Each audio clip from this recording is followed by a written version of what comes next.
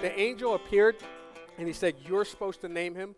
He wanted, even though Joseph had his reservations about this, he wanted Joseph to take ownership of this situation as well, because he was going to be the human man who was raising Jesus Christ. But let me share something with you. Now, back then, this was a little strange, and it's hard for us to understand, but marriages were negotiated by the parents and contracted back then.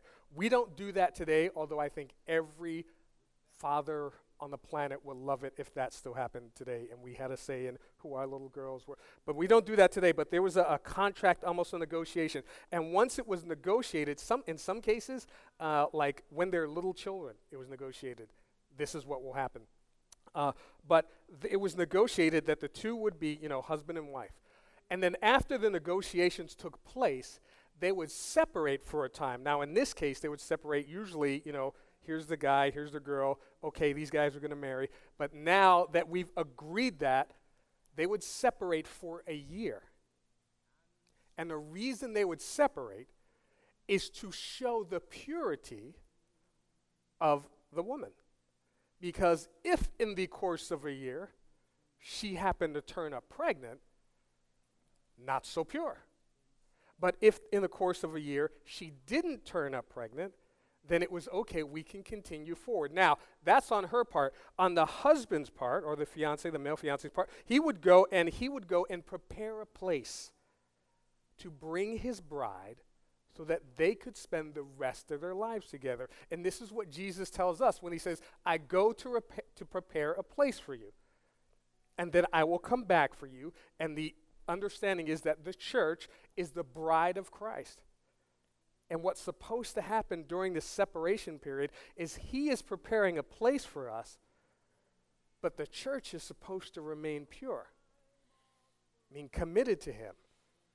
But what happens is then the husband would come back and he would say, okay, now I'm here for my bride. And there would be this grand processional where he would lead the bride to the home that he has prepared for her. And this is like the entirety of the book of Revelations, him coming back, preparing a place, and then leading us up to it. So he comes and he takes the bride and he leads her to the place. And there's this huge processional.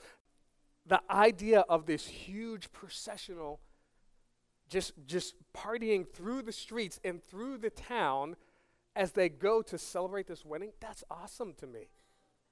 Now, the part that's not so awesome to me is because once they get there, then they have the huge wedding ceremony. But then whilst, and I'm trying to keep this clean, whilst people are still partying at the wedding, then the bride and the groom, they go consummate the marriage.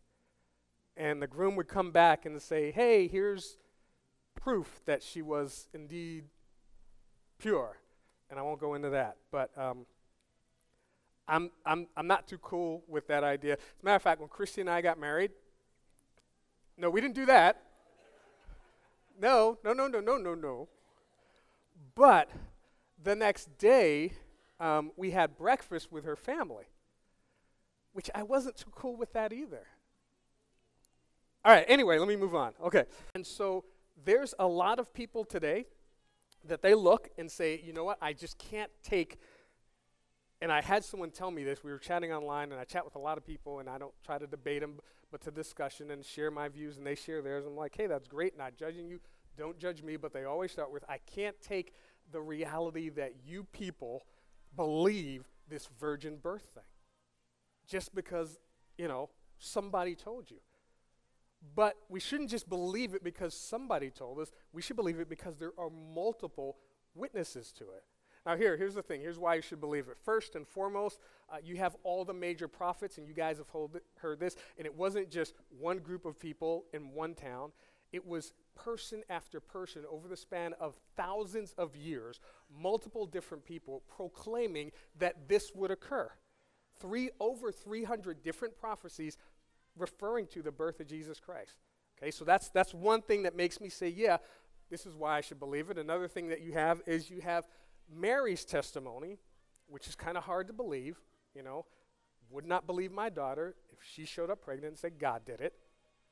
But if there's hundreds and hundreds of prophecies saying this was going to occur, And then she shows up and says God did it. And then you have the husband, Joseph, who has no reason whatsoever to say, I am going to take on this responsibility and this burden and this lie. Because he, of all people, would know it's not mine. But he says, I'm going to take this on. He has no reason to do it. But he steps up and says, I'm doing it because God told me to do it. God told me that this happened. So now you have both of their testimonies that kind of match and sync up. But then you also have, Anna and Simeon. Now, these are not people related. It's not like uncle, drinks a lot and auntie talks too much, trying to come to the aid of their family and say, let's believe them.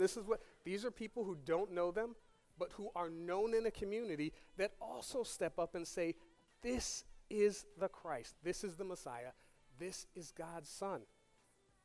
And then, of course, you have the Holy Spirit and you have the angel Gabriel who showed up and testified. So here's the thing. When you have, like me, professing this miracle took place, it might be a miracle. It might be too much pepperoni. It might be whatever. But when you have that many people attesting that a miracle took place, it's not just a miracle. It's kind of a fact.